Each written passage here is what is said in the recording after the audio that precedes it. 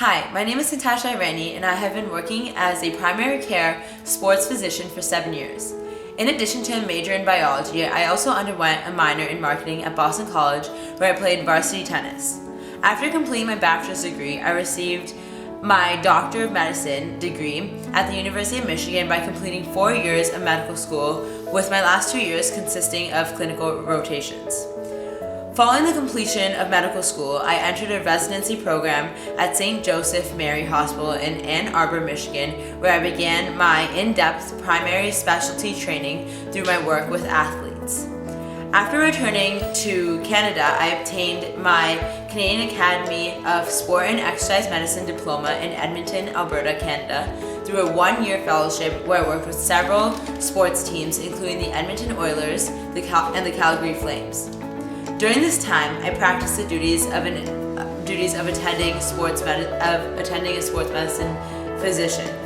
Upon my return to Canada, I received my membership with the Canadian Medical Protective Association and obtained a general license to practice medicine in Ontario.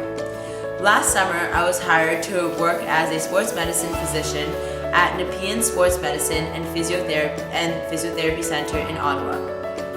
Amanda Allen, a 46-year-old female CrossFit athlete with a height of 167 centimeters and weight 70 kilograms, reached out to me with pain in her lateral epicondylitis after deadlifting prior to her CrossFit competition.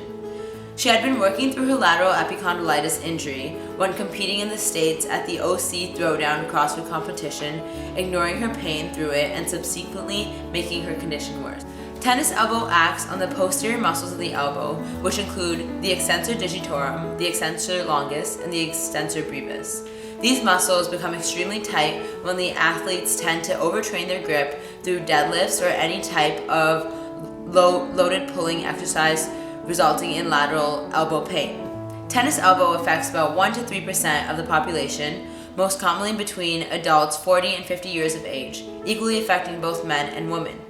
Due to the intensity and constant squeezing, lifting, and gripping in CrossFit, individuals are vulnerable to repetitive strain injuries that occur at the elbow joint.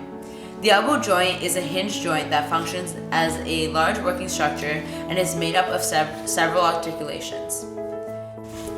The elbow joint is a uniaxial synovial hinge joint that extends and flexes up to 180 degrees along one axis and articulates at the capitulum of the humerus and the head of the radius. The long upper arm bone is called the humerus, and the forearm bone opposite from the thumb is called the ulna. And there's the radius, which is on the same side of the thumb. The elbow joint forms the meeting point between the radius and the ulna with the humerus of the brachial region. The articulating surfaces of the distal radial-ulnar joint can be found between the trochlea of the humerus and the trochlear notch of the ulna. The articulating surfaces of the proximal radial-ulnar joint can be found at the head of the radius and the radial notch of the ulna. I use a blue sponge to represent the biceps brachii muscle, which originates from the coracoid process as it runs down the arm and inserts on the radius to flex the elbow joint and supinate the forearm. The blue elastic band represents the bicep tendon, which connects the bicep from the front of the arm to the radius, allowing the elbow to bend with some force. The pink sponge represents the tricep brachii, which originates from the scapula and inserts on the olecranon process at the back of the ulna to act as the main extensor of the elbow.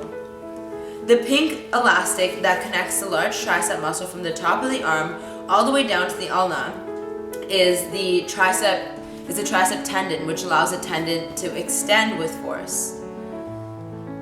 I used cut up rubber glove at the end of the bone to represent the articular cartilage, which covers the ends of the bone to absorb shock and allow the bones to slide against each other easily without causing any damage. The yellow plasticine represents the brachioradialis muscle, which starts at the outer edge of the humerus, crosses the joint, and inserts at the lower end of the radius to flex the elbow and aid pronation and supination. The pronator tears are represented by green plasticine and pronate the forearm and originate just above the medial epicondyle and inserts on the outer surface of the radius. Let's move on to ligaments. Ligaments are soft tissue structures that connect bones to bones. The green pipe cleaner is the medial collateral ligament, which passes over the side of the elbow joint with the anterior portion of that attaches to the coronoid process and the olecranon process. The purple pipe cleaner is the collateral ligament, which is a narrow band that crosses the base of the lateral epicondyle to the angular ligament. These ligaments are the main source of stability for the elbow. They can be torn when there's an injury or dislocation, but if they don't heal correctly, it causes the elbow joint to be loose and unstable. Lastly, the orange plasticine is the annular ligament, which is a band of fibers that circulates the head of the radius and functions to maintain the position of the radial head during pronation and supination. The muscle that Amanda has injured is the extensor carpi radialis brevis, which is a red plasticine that aids the extension of the elbow and arises from the lateral epicondyle of the humerus and inserts on the third metacarpal of the hand, which is this one. With Amanda's extensor carpi radialis brevis muscle weakened from overuse, microscopic tears form in the tendon where it attaches to the lateral epicondyle. Thus, the stability in her elbow was limited, leading to inflammation and pain. Amanda's condition causes degeneration of the tendon's attachment, weakening the anchor site and placing greater stress on the area due to lifting and gripping actions performed during deadlifting. As her elbow flexes and extends, the muscle rubs against the bony bumps, thus causing the extensor carpi radialis brevis to gradually wear and tear the muscle over time and increase the risk of injury. The overload of weight Amanda was deadlifting chronically stressed the tendon near the attachment on the humerus, which is the primary cause of epicondylitis, resulting in the hyaline degeneration of the origin of the extensor tendon. Amanda's pain is located anterior and distal from the lateral epicondyle. Before we could treat the painful site, there were many compensatory issues that needed to be cleared. The manual therapy techniques I used are mostly strain counter-strain, which worked by shortening the facilitated tissue into position of neutral afferent neural feedback to strengthen and stretch the muscles and increase range of motion. We began with the neck and thoracic cage, especially around the upper ribs and the thoracic outlet to improve blood flow and reduce neural stimulus. We looked at compensatory issues like the right pectoral minor, right pectoral minor, right triceps, and biceps, plus a lot of attention to the pronator tears. Rock tape was used to facilitate fluid flow into the forearm to help offload the extensor carpi radialis brevis. A tennis elbow brace was also worn during training to offload the tendon insertion of the extensor carpi radialis brevis and protect the injured area from further strain by spreading pressure through the arm instead of putting it on the tendon. This strap was worn around Amanda's forearm below her elbow. We avoided using non-steroidal anti-inflammatory aids such as ibuprofen, naproxen, or aspirin to help with the pain and swelling, since it helps for temporary pain and there's a high risk of side effects. Amanda worked with her fitness trainer James Crew, where they modified her activity and equipment used. Fortunately, Amanda's elbow has made progress in the past 2 to 4 months, and because of that, she does not need surgery. The rehab process took place in 3 phases: the inflammation phase, the repair phase, and the remodeling phase. During the inflammation phase, the lateral epicondyle swells up and occurs immediately after gripping the deadlift. This phase lasted from several days to a couple of weeks. The goal for Amanda was to decrease inflammation and pain, promote tissue and healing, and delay muscle atrophy. She followed the RICE principle, which was to rest, ice, compress, and elevate her elbow. The first 2 weeks I was treating her, she was on total rest from gripping for 2 weeks, where she iced her elbow 20 to 30 minutes every 3 to 4 hours for 2 to 3 days as I as it was tied in clear wrap with ice and elevated on a pillow to decrease the inflammation and relieve pain and muscle spasm. The next phase is a repair phase, which lasts about 2 months from the end of the inflammation phase, where the body wants to repair the injury as quickly as possible to allow basic functions to return.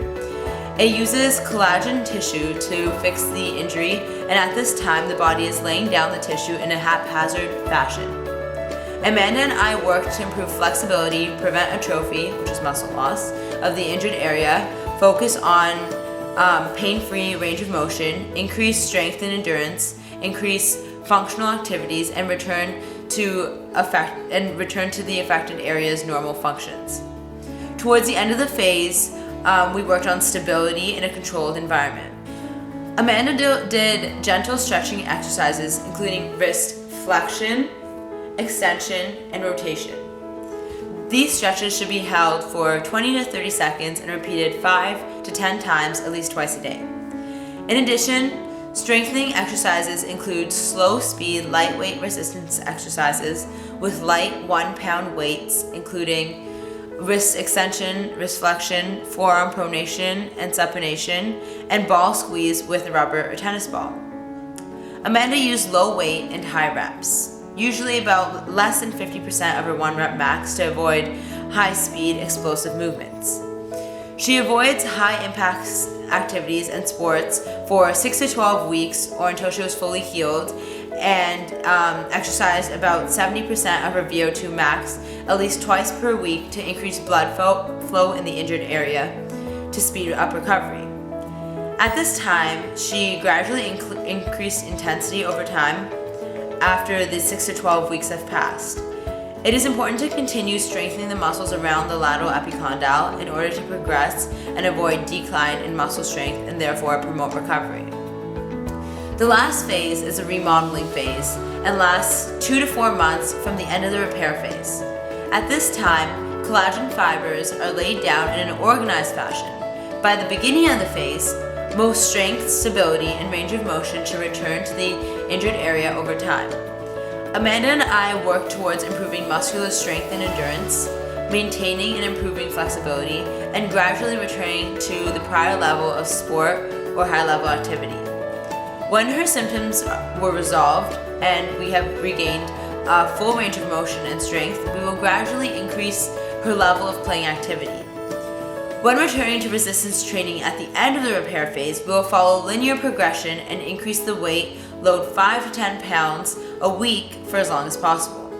We will also continue to stretch and strengthen exercises, emphasizing the eccentric contractions of the wrist and extension. It is important to try different exercises to strengthen muscles around your lateral epicondyle rather than basic movements that require high intensity and power at the elbow. Initially, we avoided aggravating exercises for 2 weeks and slowly reintroduced exercises back into the training regime, plus some eccentric wrist extensor exercises. Amanda still has a pain score of 1 to 2 out of 10, but can compete and train fully now. She now visits a physiotherapist 3 to 4 times a week and increases the frequency of her activity as advised by James.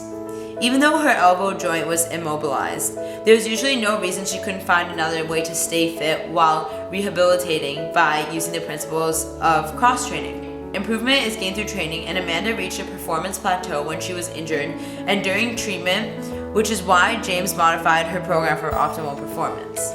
With ongoing management and regular tweaks to allow the extensor carpi radialis brevis to heal and regain strength and function, Amanda will have a great open series in 2018. Without fear of re-injury, in fact, with continued healing. Tennis elbow can be different for everyone.